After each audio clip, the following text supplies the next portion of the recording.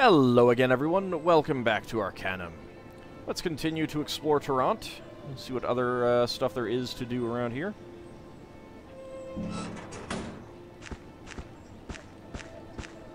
I'll take all of that. Let's see, HT Parnells. Let's see what we've got here. This plaque reads, the bizarre two-headed bovine of Vendragoth. Huh.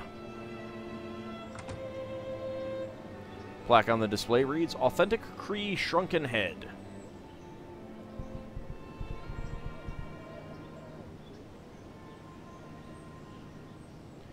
Inside this case is a clumsily stitched assemblage of moth-eaten bear pelts. The plaque identifies this obvious fake as the Stillwater Giant. It is locked. Stillwater Giant display case. This appears to be some sort of rock. The plaque on it reads, the Evil Aranax. The plaque on this display reads, amazing miniature steam engine. Actually works. The sign in front of this object claims it is a petrified dragon, but it looks more like a poorly carved piece of rock. Hello, sir. I'm glad to meet you. What is your name, sir? The strange-looking fellow puffs out his chest and stretches out his arms, as if he was addressing a large crowd. I am H.T. Parnell, world-famous showman and collector of all things, all that is strange and fabulous. What is this place? This is my Emporium of Wonders, home to several of the world's most intriguing exhibits. Just a few more questions. I'd like to ask about your creatures. Which of our fantastic creatures would you like to know more about? What can you tell me about the Stillwater Giant pelt? That is one of my most famous exhibits. It creates a sense of awe just to behold a ferocious creature of that magnitude, a holdout from Arcanum's distant past. What must it have been like to see herds of those creatures hunting their prey? It looks fake to me. Ah, you possess a discerning eye, my good woman. I assure you that it is real. It has been mended several times over the years, as well as being damaged in the epic struggle that resulted in its death. Epic struggle? Franklin Payne, world-renowned adventurer, under contract to me, of course, had tracked the elusive creature to its lair, only to have the shifting winds betray his presence. Before it could even raise his weapon, the awful beast attacked. And then what happened? Armed only with a small dagger, Payne leapt upon the creature. Much blood was shed by man and beast, but Payne emerged victorious after impaling the creature on one of his own claws. Are you sure Payne didn't rip its heart out with his bare hands? He laughs uproariously and slaps you on the back. Oh, that is rich! Don't touch me, sir. It is so rare to meet an individual of true wit. A bit of hyperbole never hurts when selling your wares to the local rubes, eh? It is a bit less than I expected. It seems lacking somehow. Ah, yes, sadly, I believe its day has passed. Looking a bit frayed around the edges, it is. You can even see where it was sewn together. Are you saying that it is a fake? I don't appreciate your insinuation, madame. No, I was just saying you can see how often it has been mended. You can't still be trying to act like it is real, can you? Nah, I'll do that. Oh, I see. Well, it has seen its share of the world with all the exhibitions and whatnot. Well, at least it still brings in the customers. If only that were the case. It lacks its previous drawing power, to be sure. Wouldn't look so bad if you fixed it up. No, I think it would be too expensive. Besides, it still has some fame, and it is still valuable as a rare archaeological find. You allow me a few more questions? Let's see, creatures. What can you tell me about the cow with two heads? Ah, that enigmatic cud chewer was shot on safari in the wastes of Vendragoth. Who can say what sorcery or forbidden scientifics were called upon to create such a beast? You would not think of it to look at it, but it wasn't. It was a man-eater, it was. A man-eater? Sir, you stretch the bounds of believability. He acts as if he is wounded by your comment. Madame, I would never gild the truth. I am a man of honesty. What about some of your other creatures? What is the story regarding the petrified dragon? Magnificent, is it not? I find it one of my saddest exhibits, a remnant of the world gone by, the young dragon separated from its mother for all eternity. Looks like a carved piece of rock, and badly at that. What are you insinuating, madame? Nothing. Alright, let's ask about the objects. Which of our exotic, intriguing objects would you like to know about? What is that strange-shaped rock supposed to be? That is the face of none other than Aranax, mysteriously burned into the rock by mystical forces during his banishment to the Netherrealms. Aranax? Who is that? Aranax was evil incarnate. He tried to take over the world and establish the elves as the ultimate rulers of all the races. Luckily, Nasrudin crushed him like the worm he was. What else can you tell me about Aranax and Nasrudin? Not much sad to say. Theology and ancient lore, not my strong suit. Perhaps you should talk to a priest of the Panari. I think they have a temple around here somewhere. Alright, let's ask about some of the other objects. What is that small head? The shrunken head of the barbarians of Kree. He lowers his voice in mock seriousness. It is told that there are still tribes of nomadic barbarians roaming the southeast, who are meant to be descendants of the very tribes that followed the Bane of Kree on his murderous rampage across Arcanum. This head is all that was left of an adventurer who went looking for them. Okay. I was intrigued by that miniature engine. It is an exact scale replica of the first Bates steam engine made exclusively from toothpicks and string, and it works too! Okay. I'll talk to you about your other objects. Would you be interested in purchasing an exotic object from me? I am always in the market for the bizarre, the unusual. Well, what have you? Bessie Toon's boot. Show him the boot. Excellent! I will give you 250 coins for the famed Bessie's boot. I'm not sure if we will need that for anything else. But I'll say it's a deal. Stupendous! This will be a great boon to my museum business. Is there anything else you can help me with? I can help you with? Good day to you. We did not hear about, this plaque reads, The Amazing Gar, the world's most intelligent orc. Orc City Dweller. Ugh, Gar, world's smartest orc. You have got question? This brutish-looking orc gazes at you through heavy lids. He looks every bit the primitive orc. I do not know. What is your area of expertise? I know much things. Gar tell all. Politics, mathematics, tea. Mathematics? Tell me, what is... 4,573,200 divided by 6,543. Gar not genius. Gar smarter than other orcs. Not smarter than Professor of Mathematics. I know 25 times 40 equals 1,000. No other orc tell you that. That may be, but orcs are idiots. You smart.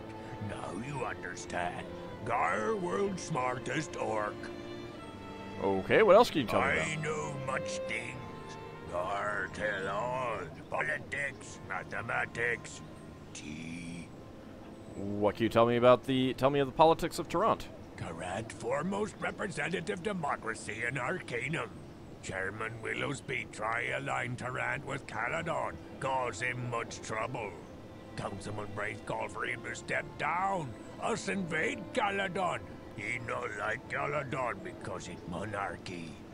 Main question be, can democracy join with monarchy and not destabilize? Well, I mean, if you have it be a figurehead monarchy, where they don't actually have much in the way of power, then absolutely, monarchy and democracy can most certainly be joined and not destabilize.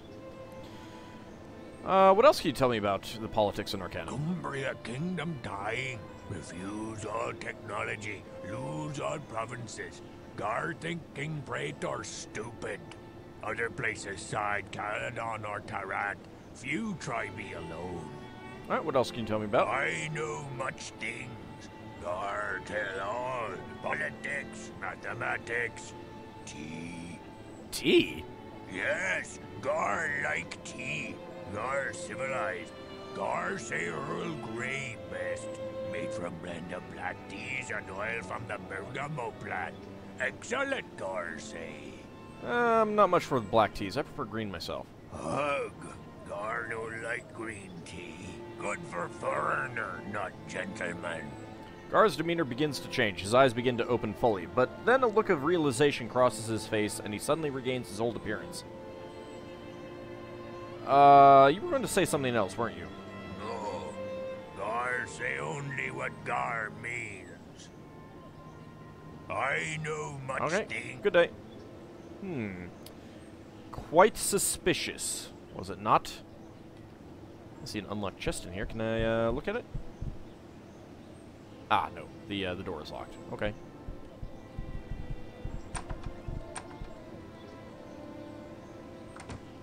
Half-elf city dweller. Sir. Why, you're that woman from the newspaper. You survived that horrendous crash. Yes. Yes, I am. Oh, you poor dear. You must have been so traumatized. A lady should never have been subjected to such a tragedy. Here's a few coin to help you on your way. Is there anything else I can do for you? No, not really. Good day. Thank you. I don't know how many I got. Up to 3,200, actually. Why, you're that woman from the newspaper. You survived that horrendous crash. Yes, I am. Okay, I got a few more coins. I'm not sure how many. We met before. I remember you. I'm departing. Okay. I was just curious. Half-ogre guard. Human guard. Hello? What you want? Move along. Whose house might this be? Mr. Bates, the industrialist, lives in here. I need to talk to Mr. Bates. He eyes you suspiciously. And what would this be regarding? I admire his work. Mr. Bates doesn't like to meet with the public, security reasons and whatnot. Please move along. Alright, fine. I'll be going. Bates Estate. Okay. Hello? Yes, I am. Thank you. I got a few more coins. It's the gift that keeps on giving back to me.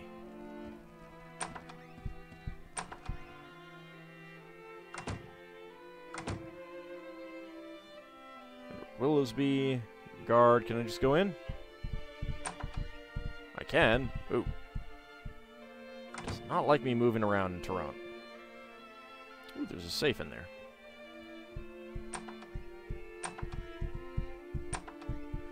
What? Where am I? This is City Hall, and I'm the Secretary of the Department of Water and Power, madame. What do you do here? We regulate the flow of water in and out of the city, track the power consumption of the various areas of Tarant, and we maintain the sewers and the engines around town. Thank you for your time. Good day. That is locked. Stairs to the Hall of Records. Well, we did hear about that.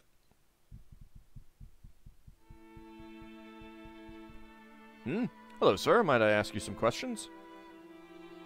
What is it, stranger? I'd like to receive some apprentice training. Alright. Where can I find an expert trainer for dodge? An expert trainer for dodge? You might try looking in either Blackroot or Quit Kintara. That is where I heard... they were... Oh, that is where they were last I heard. Sorry. It's kind of like... I don't know why that gave me so many problems. Okay, let's see if I can... I see the animals in there.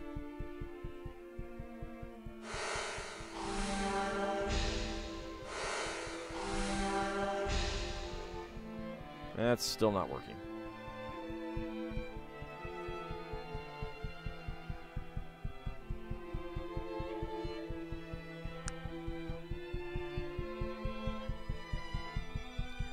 I don't think I have any. Oops. Nope, that's not what I wanted. Where is the picklock ability? I guess I don't have any. What if I give the lockpicks to Virgil? Actually, let's take a quick look at his lockpicking ability. It's not all that high right now.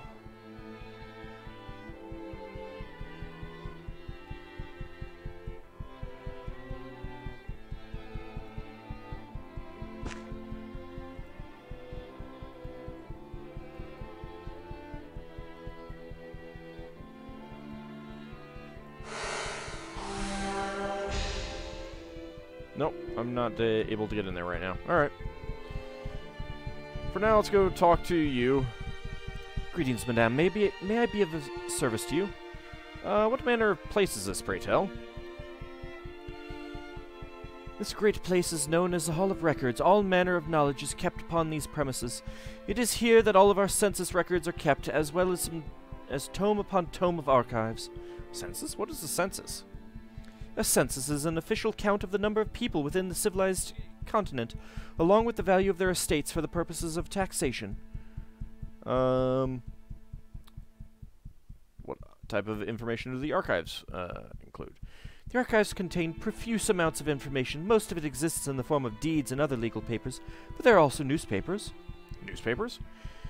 Yes, it is a most exciting endeavor we undertook. We have been archiving every newspaper for the last 120 years. They have turned out to be an exceptional resource for research on many subjects, as the newspapers contain such a myriad of information. Everything from attention-grabbing headlines to obituaries from the past 120 years are stored in our archives. Amazing, your storage requirements must be immense. Not as much as one might think. Before the automated printing press came into being 30 years ago, newspapers were only created every month or two. Alright, might I ask you a few more questions? Are you able to help me locate an individual?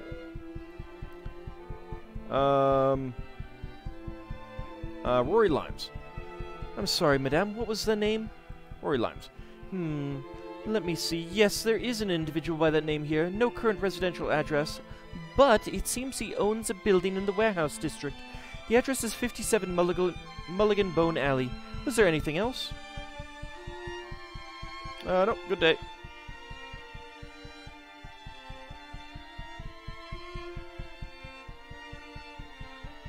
There's a wood chest in there.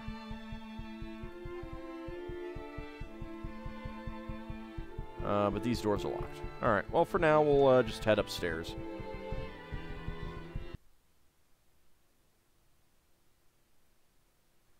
Need to figure out what increases my chances to use the unlocking cantrip. I didn't see a more powerful one of the, spell of that type around, so...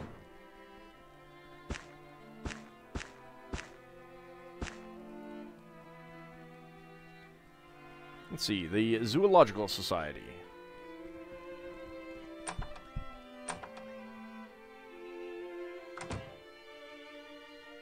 Ah, there's a plaque. Before you is a replica of the skull of Belorogrim, the last of the great dragons. The body of Belorogrim was discovered by Sir Walter Ginsburg in 1756. The lair, which houses the complete skeleton, is an open exhibit and can be visited here. A small map shows where it is. The plaque reads, "This petrified egg was found in the lair of the great dragon. The child inside was only months from hatching before Belorogrim was killed." This plaque reads, "This ancient iron chest was unearthed in the lair of Belorogrim. It seems to be older even than the dragon itself. No one has ever been able to open it. Ancient iron chest."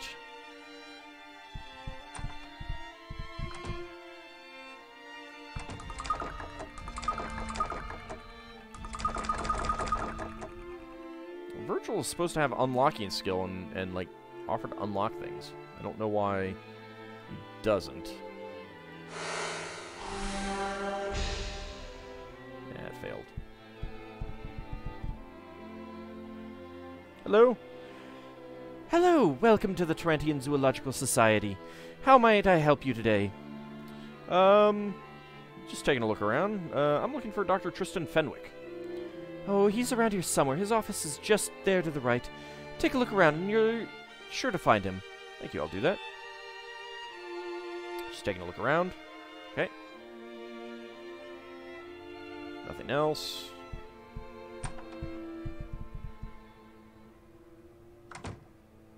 You have a locked chest there. Be quick about it. Who are you? Well, if you must know, I'm the head of this here Zoological Society, Dr. Tristan Fenwick. That's me, at your service and all that nonsense. What does the Zoological Society do? Well, according to the catalog, we deal with animals and animal life, including the study of the structure, physiology, development, and classification of animals. Some would say we just waste the taxpayer's coin. May I ask you some questions? Ask away. Apparently not. Oh well.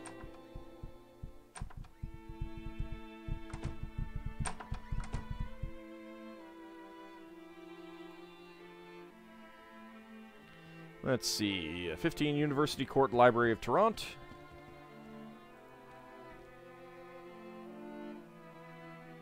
These that I can open. Nope.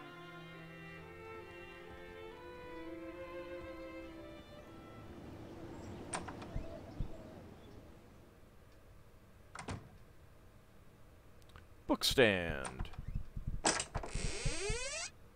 The Orcish Question, Volume 2. The Orcish Question, Volume 1. I'll take some books.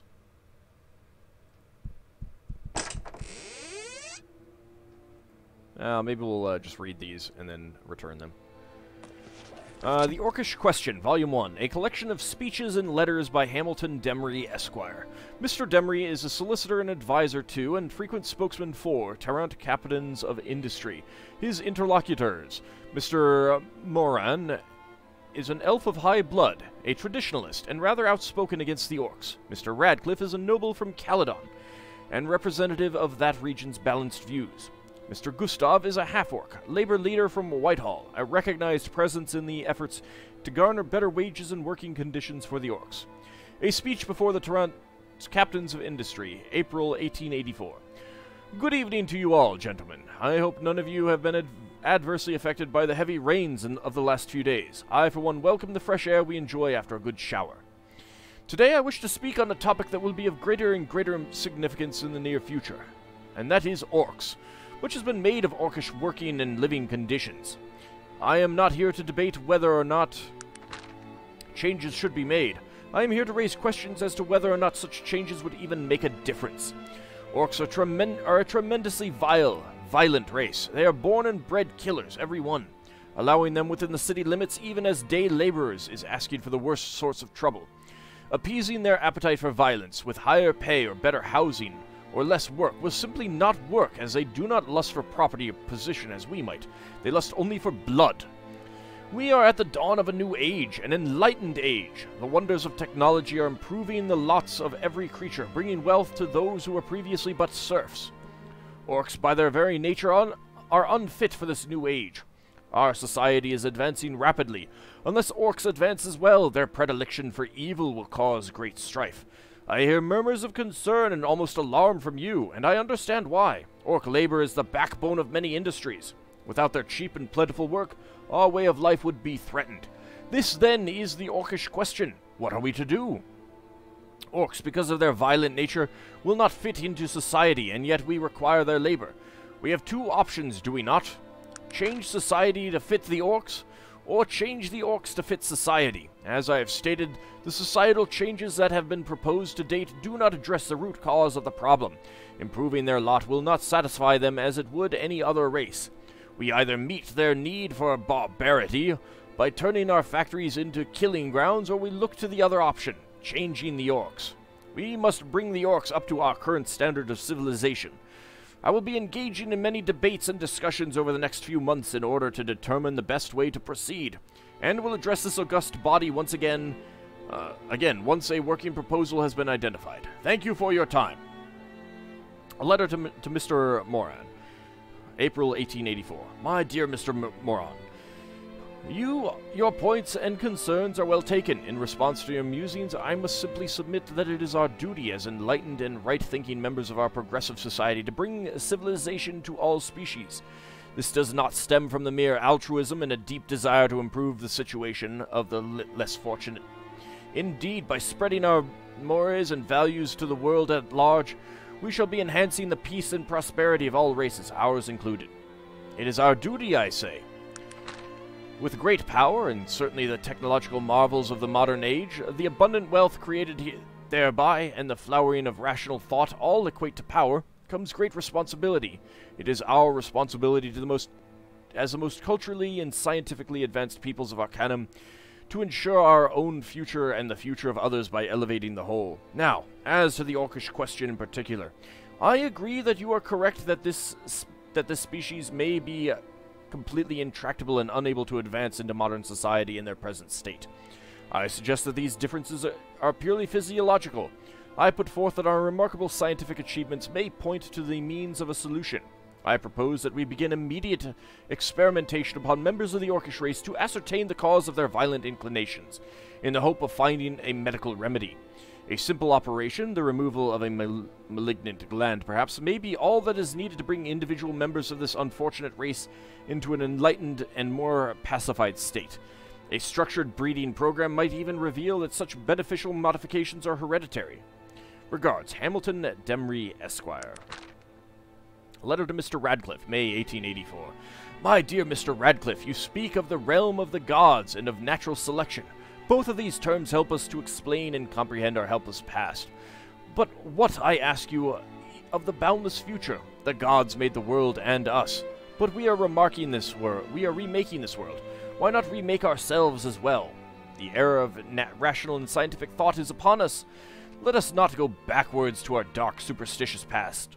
Let us move boldly into the future. Natural selection, in theory, helps us to explain why dwarves are short and well suited to mining, and why orcs are strong, vicious warriors, and why elves are well adapted to natural surroundings. It need not be a rallying point for those who are too timid to seize the future. Let it explain the past, but let it not hold us in stupefied awe of nature when we have the means, the knowledge, and the wherewithal to define ourselves what tomorrow shall bring. I foresee the days when we shall engineer magnificent edifices that reach to the very heavens, when we shall launch fleets of unsinkable ships, when we shall live free of disease, when the vast networks of our rail lines bring peace and prosperity to every corner of Arcanum. Every day, ingenuity and necessity meet to create new and greater technological wonders. Advancements in medicine and engineering, and indeed every branch of knowledge, bring prosperity to all. If orcs do not fit into this brave new world because of the bad hand natural selection has dealt them, then why not seek a medical or anatomical solution? Why wait for natural selection to provide us with an orc that is better suited, that better fits our enlightened society? For their benefit and ours, we should act now. For all we know, the course of our precious natural selection would be to wipe orcs from all existence. I ask you to explain how natural genocide could be more humane than my proposed solution. Now as never before, we not only understand our world, but are capable of making great changes there too. We have the power, the right, and the obligation to use this capacity to bring peace and prosperity to Arcanum. Let us see if we can do better by the orcs than nature has. Let us solve the orcish question, and then move on to the bigger and better things. A new era dawns. We are no longer subject to the whims of nature and to the gods. Let us take our future into our own hands and see what we can make of it. Let us step boldly into this brave new world. Regards, Hamilton Demry, Esquire. Letter to Mr. Moran, July 1884. My dear Mr. Moran, I am not ignorant of the marvels of magecraft. I have even been witness to the miracle of resurrection. I do not doubt the utility of powerful magics. I wonder if you have a high technological aptitude if resurrection would fail against you. I don't know. I do, however, doubt the ability of magic to survive against the rising tide of technology. The common man can easily use and benefit from technology, but this is not true of magic. That is magic's restriction and will be its downfall. I would not wish all magic removed from existence. Perhaps Tula or Kintara will remain in a more or less their current state, but such is hard to predict. As to the orcish question, I shall gladly lock sabers with you in a friendly debate. You mentioned physiological, social, and cultural influences, and accuse me of only considering the physiological in my proposed solution. Perhaps this is true, but if so, it If so, it is because the social and cultural influences impel us to this solution. I say so because the Orcs' social and cultural history are at odds with the direction that Tarant's culture and society are headed. Such is exactly the cause of this ongoing debate. Perhaps there are social and cultural changes that can take place on both sides to ease the pressure, but I do not foresee these to be easy changes either. You question the ethics of a physiological solution. Your argument that the potential abuse of these techniques is specious. The same can be said of any form of power, from magic to mere brute force. The responsibility lies with those wielding the power to use it for the common good, and always will. To ensure that we are speaking in the same terms, let me here attempt to define the Orcish question. We need to agree upon the following statements before we can proceed. Orcs are, on the whole, foul-tempered and of a violent nature. The rapid technological advancement that Tarant is experiencing has created a new social order. Within this new social order, the races of Arcanum have aligned more or less to the best of their ability. Orcs are at the bottom of this new social order, are unhappy with their lot, and in accordance with their very nature, may resort to violence if not forestalled. The Orcish question then is, how do we resolve this potentially violent situation? Some have suggested packing them all off. This does not strike me as the best solution, simply because it would deprive the Orcs of that opportunity which we all enjoy in this new enlightened society of advancing to the best of our abilities. If this is debatable, so be it. I do not think the Orcs would voluntarily stay in Tarant if such advancement weren't possible. Furthermore, the labor provided by the Orcs is essential to Tarant's economy. This is truly a short-sighted solution. Some suggest working with the captains of industry to bring about better working conditions and better opportunities for advancement. This is well and good, however. I am merely skeptical that the true Orcish nature will be so easily mollified. Some suggest letting natural selection have its way, leaving the Orcs to their own devices to resolve the situation. I fear this could have nothing but a violent outcome. I reject this idea as being responsible. If we can do something, we should. My proposal is to seek a technological solution. Medicine and anatomy may show us a way to relieve the Orcs of their violent nature. This violent nature no longer benefits them or us. To engage in such a program of alteration would incur the changes that natural selection would eventually bring about, quickly and painlessly, for no doubt the violent nature of the Orcs is a needless vestige from a less civilized age. Bear in mind that I am not recommending this course of action in order that a race be molded into some image that I whimsically desire. If Orcs are to survive in the modern world, such changes must take place. If technology can bring them about more rapidly, I say let us not delay. As for the practical implementation of such a program, I would suggest, if experimentation shows it's possible, that we begin with volunteers. Surely the most intelligent Orcs can be persuaded with logic and reason that they and their descendants will only benefit from pacification. If the alterations are hereditary, then within a few generations, a fierce, violent Orc may well be a thing only found in histories and storybooks, and the world a better and less volatile place. Regards, Hamilton Demry, Esquire. Alright, Orcish Question, Volume 2. A collection of speeches and etc., etc., etc. Okay. I shall come straight to the point. My debates have clarified certain issues, and there is something recent news that has a significant impact on my proposals. Mr. John Beddoes' treatise on Orcs has recently come to my attention. If Orcs are, as he postulates, the result of sorcerous meddling with humans, then this casts a new light on things. Let us proceed under the assumption that the famed naturalist is correct. Many have been recently arguing the concept of nature versus nurture, whether traits and behaviors are learned or inbred. Since Orcs were humans who've been modified, then I would point out that this argues strongly in favor of their behaviors being inextricably part of their being. Who or whatever did so for a reason. That reason was to create, we may assume from the evidence, a race of strong, virulent, violent, vicious warriors.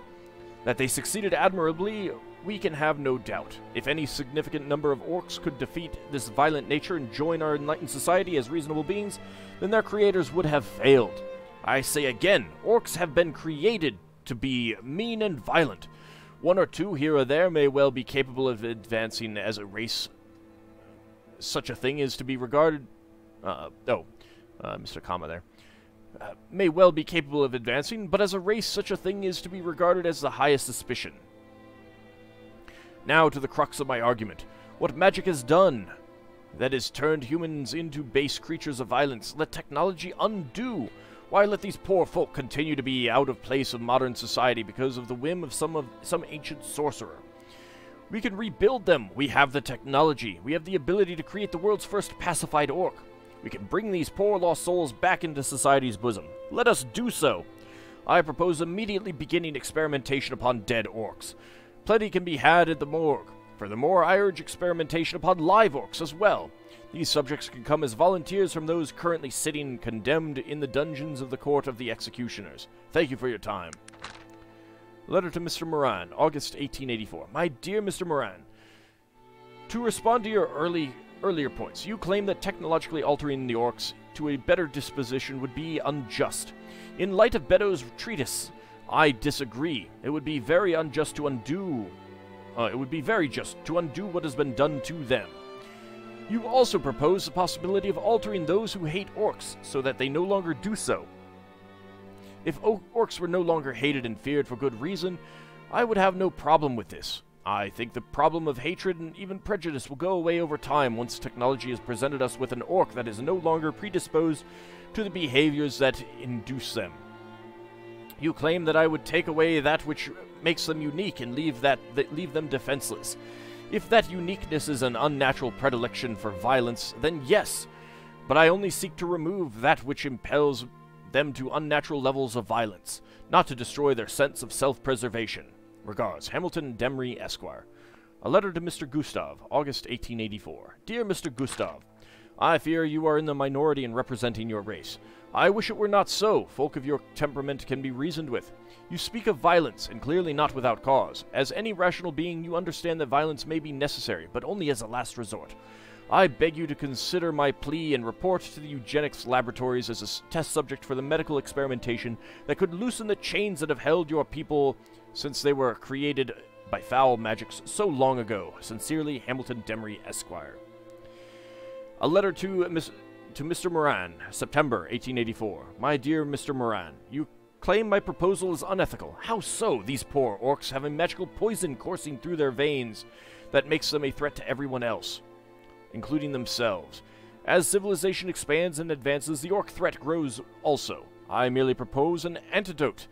If a magical antidote were offered, I would be in full support. I doubt any mage existing today has the power to undo what has been done. Technology, however, may hold the answer. I believe we are obligated as right-thinking persons to discover whether or not it does. How, pray tell, is that unethical? Regards, Hamilton Demry, Esquire. A letter to Mr. Gustav, September 1884. Dear Mr. Gustav, yes, I wish to use our marvelous technological know-how to change the orcs. Let us make that abundantly clear. Let us also make it clear that I am most certainly not proposing that we make orcs our willing slaves. I do wish people would stop making assumptions. Orcs, by their designs, are inordinately predisposed to violence. This predisposition makes their presence in modern civilized society a problematic one. I propose a technological solution to the problem. Remove the inordinate predisposition to violence. Now, you claim that your hatred was learned. No doubt you have been treated poorly. But as a race, sir, the orcs deserve no less. As harsh a statement as that is, I simply point to Mr. Beddoes' treatise as justification for it. Any race that practices wholesale cannibalism deserves little in the way of of compassion.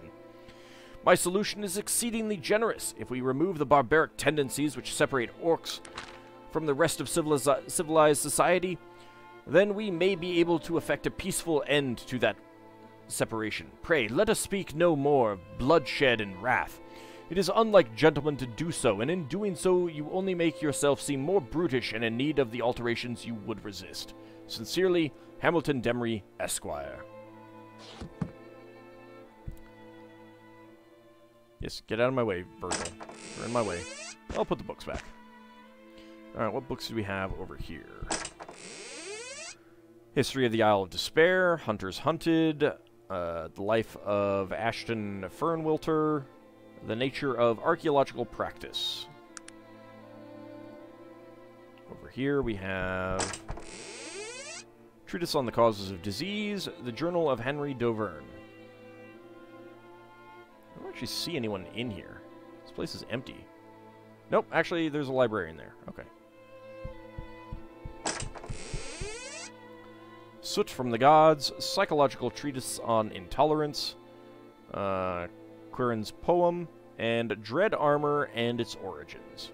Alright, so there's a bunch of books to read. Let's go ahead and talk to the librarian first. Greetings, allow me to welcome you to the Library of Tarant. Could I interest you in becoming one of our esteemed members? Membership? That is correct. Anyone who wishes to peruse our volumes of knowledge must become a member. Haha, I seem to be doing just fine without that. The Library of Tarant contains a myriad of books which house many diverse subjects. How much is it for membership? A lifetime membership costs a mere 1,500 coins. Oh my. Perhaps you can answer a few more questions. Can you tell me a little bit about your faculties, facilities? This is a great Library of Tarant. It was created 60 years ago when the king chose to make his extensive library available to the public. King? Tarant has a king? Tarant no longer has a king. The tale is a heartbreaking one. Some would say that when technology began to come into power, it was the king's desire to industrialize Tarant slowly. Others thought the king was holding technology back from the people. Though the kingdom was thriving, the royal court was in turmoil. Go on. Yes, the League of Gnomish Merchants was gaining power. One day, the king was found dead. The queen and the prince were missing. Having no heirs, the royal court was disbanded and the Gnomish Merchants Guild took control. Might I ask you a few more questions? Alright. Alright, but we'll come back next time. I think we're going to be doing some more reading. Whether or not you guys like it. I enjoy it, so. We're at level 6. Still have quite a ways to go before we get another level, unfortunately, so. It'll be a little while before we can recruit Magnus. 24 University Court. There are still a lot of things left to do in the city, however. We may even take another trip down to the sewers, try to kill some more of the weaker creatures that are down there. See you next time, everyone.